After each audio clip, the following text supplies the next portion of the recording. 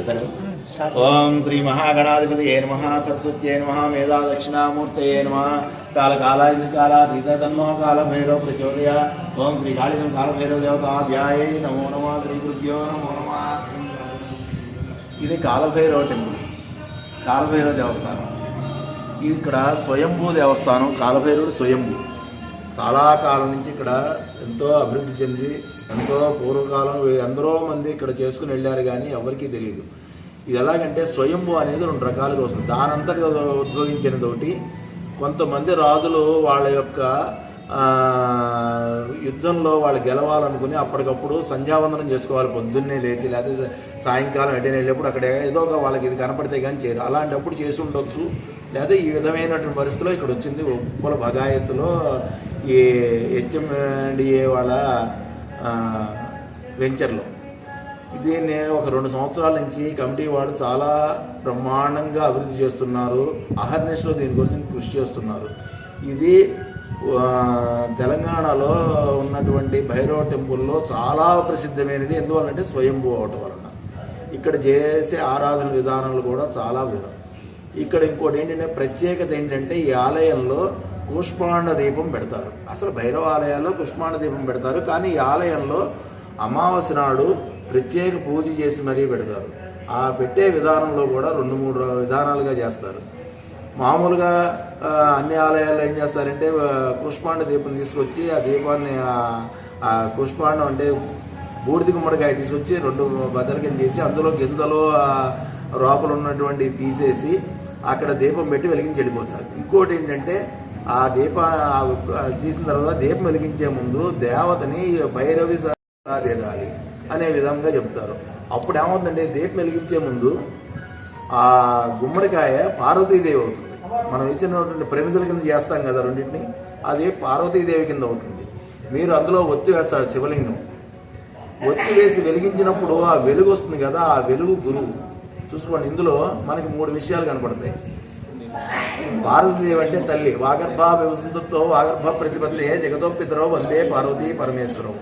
అంటే ఈ జగతి తల్లిదండ్రులు ఎవరై అంటే పార్వతీ పరమేశ్వరుడు. అండ్ శివుడు పానుబట్టమైనటువంటి పార్వతి ఇద్దరు ఉన్నారు కాబట్టి వాళ్ళిద్దరూ మన తల్లిదండ్రులు. వాళ్ళు గురుస్థితిలో ఇద్దరూ కలిసి మనకి మొదటి గురువులు ఎవరంటే తల్లిదండ్రులు. వాళ్ళు గురుస్థితిలో ఉండి మనకి చక్కటి ఆనందం. మనం కష్టాల్లో ఉన్నా, ఇది బాధల్లో ఉన్నా, రకరకాల ఇబ్బందుల్లో ఉన్నా ఈ కూష్మాండ దీపం పెట్టడం వల్ల ఆ బాధల్ని తల్లి మనకి ఏదైనా ఆకలి అవుతుంది, అమ్మ ఆకలి అవుతుంది అమ్మ అంటే గవ్వ అన్నం పెడుతుంది. తను తినే ముద్దు కూడా తను తినకుండా మనకి పెడుతుంది. నాన్న నేను ఫలానా ఉద్యోగానికి వెళ్ళాలనుకున్నాను, నాకు డబ్బులు కావాలంటే తను బస్సుకు వెళ్ళడానికి డబ్బులు కూడా తను నడిచెడుతూ పిల్లాడికి డబ్బులు ఇస్తాడు. ఇది తండ్రి యొక్క గొప్పదనం. తండ్రి గొప్పదనం ఎక్కడా తెలియదు. తల్లి అయ్యో చేసి పెడుతుంది, కానీ ఇద్దరే ఒకళ్ళే ప్రత్యక్షంగా చేస్తారు, ఒకళ్ళు పరోక్షంగా చేస్తారు. అలా పరమేశ్వరుడు మనకి ఈ కూష్మాండ దీపం పెట్టడం వలన మనకి జరిగే జీవితంలో జరిగే విషయాలు మనం తప్పుదోవ నడుస్తుంటే మంచి దోవ కింద సరిదిద్ది మంచి దోవలో పెడతాడు. అంతే మననేం శిక్షించడు. అలా తల్లి ఏం చేస్తుందంటే నువ్వు చేసే పని కరెక్ట్గా ఉండేట్టుగా సరిదిద్దుతుంది. ఈ 2 ఒకే విషయంలో వెళ్ళేటప్పుడు తల్లిదండ్రులు ఇద్దరూ కలిసి వెళ్ళేటప్పుడు మనం ఎప్పుడూ కూడా ఒక మాట మీద ఉంటే తల్లిదండ్రులు మనం ఎప్పుడు కూడా అభివృద్ధిలో ఉంటాం. అందుకనే అమావాస్య రోజు యొక్క గొప్పదనం ఏంటని అడుగుతారు. అమావాస్య అంటే ఏమిటి? అమావాస్య రోజున సూర్యచంద్రులు కలిసి ఒకే రాశిలో ఉంటారు.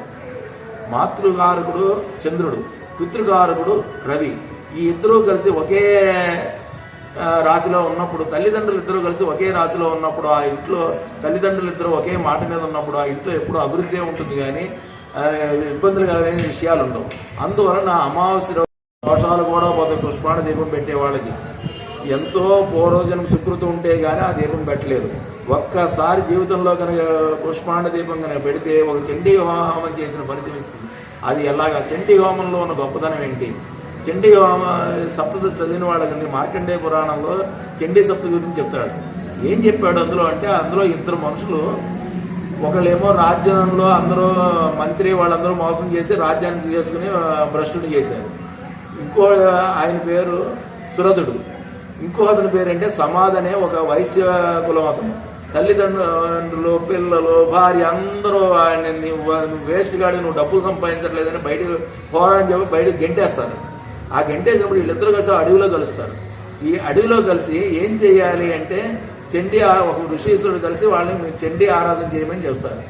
చివరికి చండీదేవికి వాళ్ళు కాసాపు లేదంటే 2.5 సంవత్సరాలు చండీ ఆరాధన చేసిన తర్వాత చండీదేవి ప్రత్యక్షం అవుతుంది. నాయనలారా నీకేం కావాలని అడుగుతుంది.